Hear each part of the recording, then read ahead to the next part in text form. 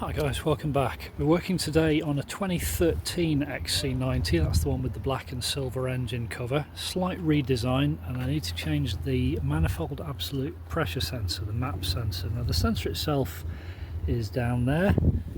You can just about see it with the yellow cables coming out of it down there. Just recheck this one here. But with this particular engine, there's a slight redesign. So on top of the airbox we've now got the ECU, big scoop gets in the way, so it's not quite as easy to get in before. I did the video of this on an earlier version, a 2004, and I'll link to that above, just in case you do have the older version. But with this one, it's much easier to get at this component through the headlight area. Okay, so what we do is pull these clips out, and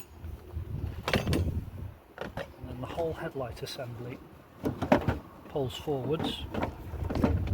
The screw is still a Torx T10, but what we can do now is access it in a much easier way. If you remember before, we had to use a universal joint to actually access the screw, and then everything was at arm's length in the engine bay.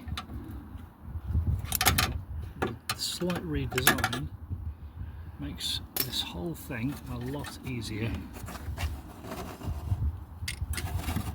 Keep the screw in a safe place, and you should just be able to pop this sensor out. I'm just going to reach in over the top as well.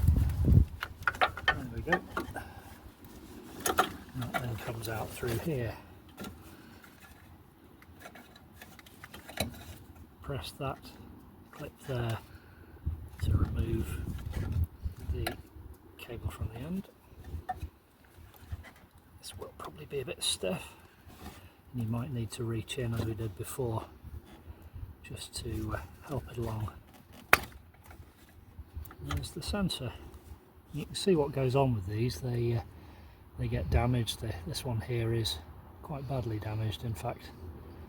A bit broken off there.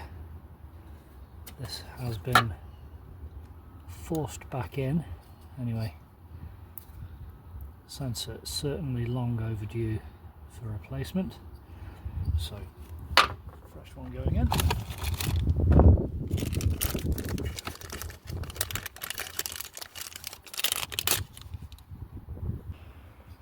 Alright, so I'm just using a bit of grease here. It doesn't really matter what kind of grease, this is just standard dielectric grease. Anything will do really, just to lubricate the inside where that rubber boot goes. Make it a little bit easier to get it back in. And as before, the clip side goes over the side with the triangle rather than the side with the square. The side with the square, there's the bottom, it's just a stop really. Push this back on,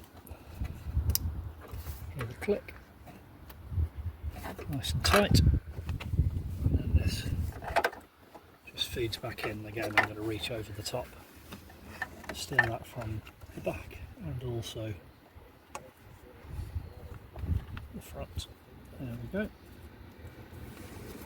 Screw goes back in.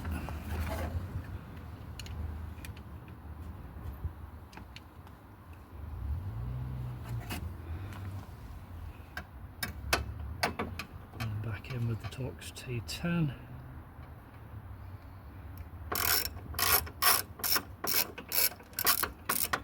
Wind it in by hand to begin with. Make sure it's not incorrectly aligned. Just make sure the sensor is pushed all the way down, because you don't want to try and drag it in using this little screw. That will damage something.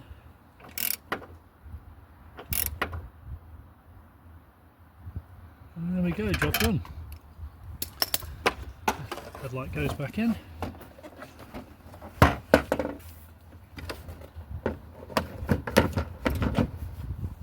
And then these clips, short one on the left hand side,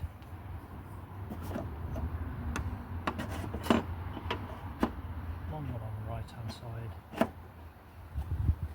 and that's it, job done. one map sensor replaced, and as you can see this one was quite badly damaged, so it's been clumsily refitted. The sensor itself is all messed up, and not expensive. This was about 30 quid I think, something like, so yeah, there you go.